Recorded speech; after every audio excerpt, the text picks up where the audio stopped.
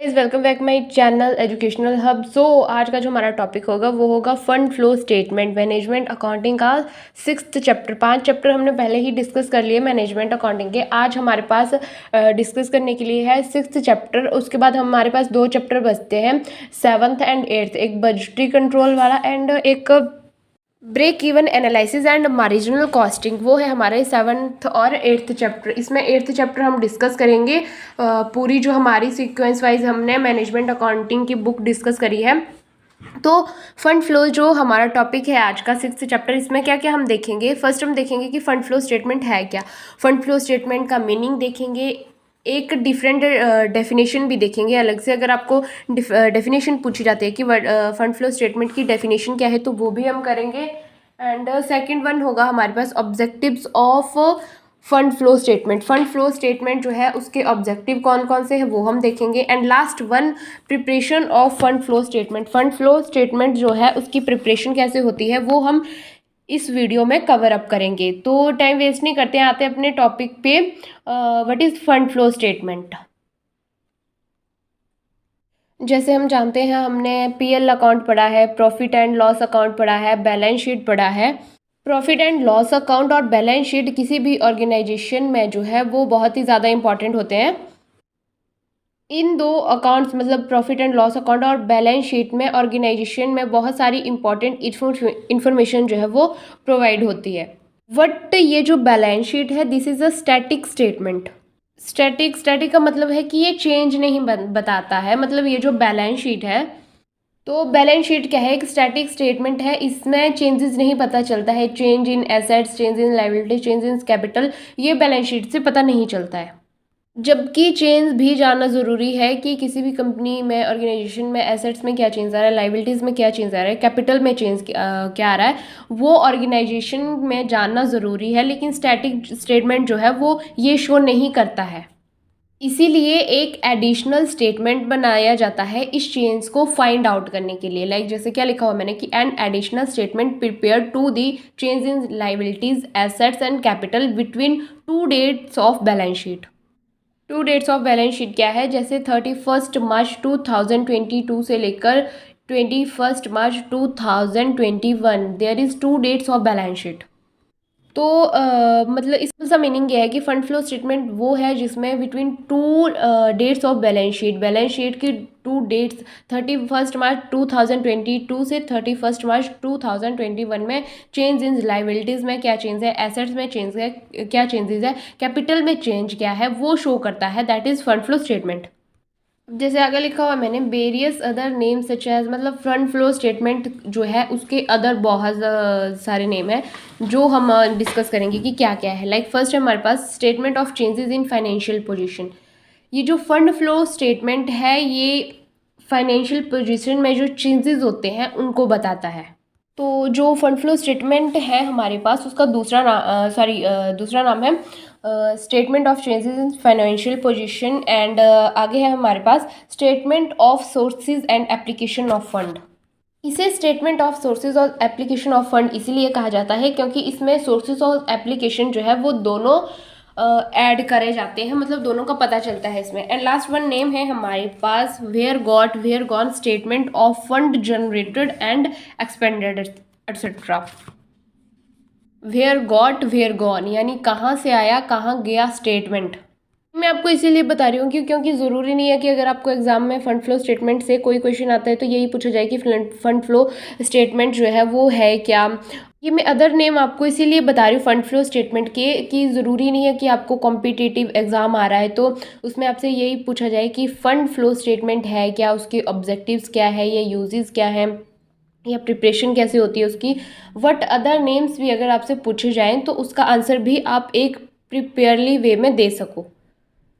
Fund flow statement की definition. Fund flow statement की definition क्या है हमारे पास, वो है कि fund flow statement is statement prepare to indicate the increase in the cash resources and the utilisation of such resources of business during the accounting period. Anthony ने एक डेफिनेशन दी थी फंड फ्लो स्टेटमेंट की कि ये क्या है, एक statement है जिसे इंडिकेट करा जाता है increase in the cash resources and utilisation of such resources.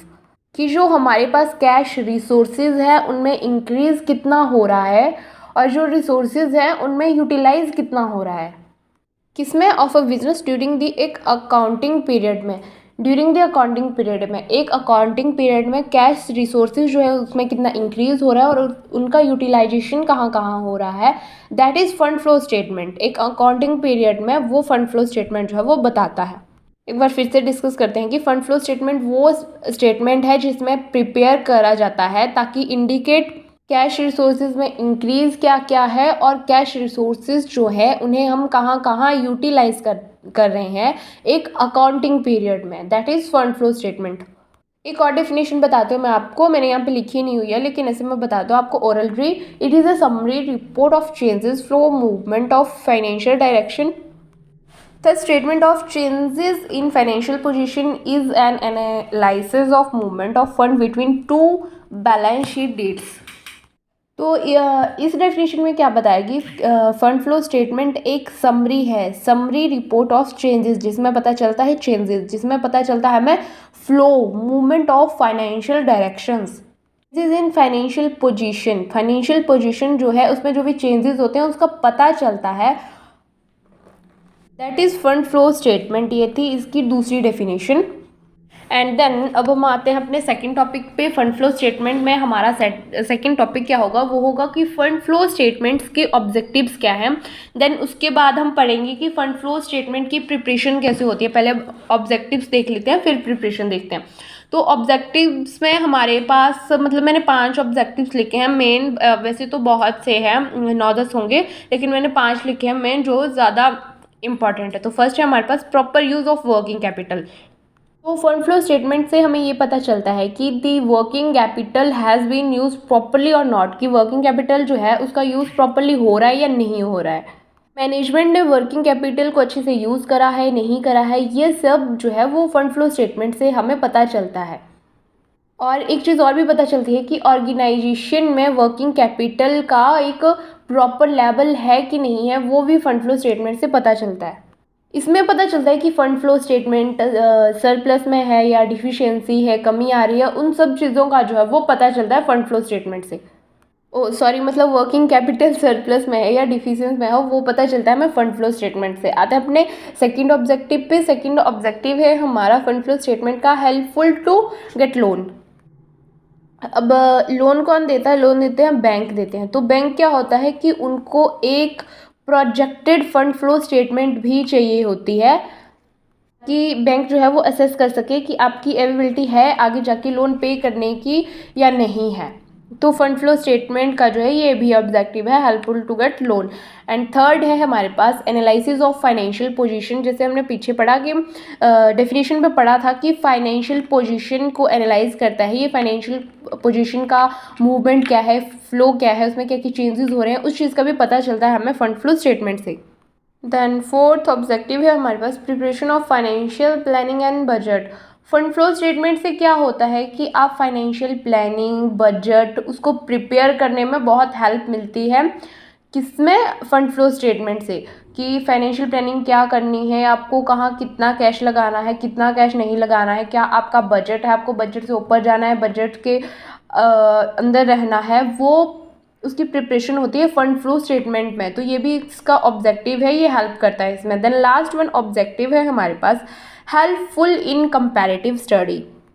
Fund flow statement जो है वो कंपैरिजन करने में, एनालिसिस करने में हेल्प करता है, क्योंकि इससे हमें पता चलता है कि कहाँ कहाँ से फंड आया, what are the applications of fund, इस सब के बारे में हमें पता चलता है, जो कि हेल्पफुल होता है कंपैरेटिव स्टडी में, एनालिसिस करने में। तो ये थे हमारे फंड फ्लो स्टेटमेंट के ऑब्जेक्टिव्स। अब हम देखेंगे कि फंड फ्लो स्टेटमेंट में जो है वो प्रिपरेशन कैसे होती है इसकी। तो इसमें क्या है कि मैंने लिखा essential the understand the following. क्या है? Component of balance sheet. Component of balance sheet में क्या क्या है हमारे पास? Current assets, non current assets, current liabilities and non current liabilities.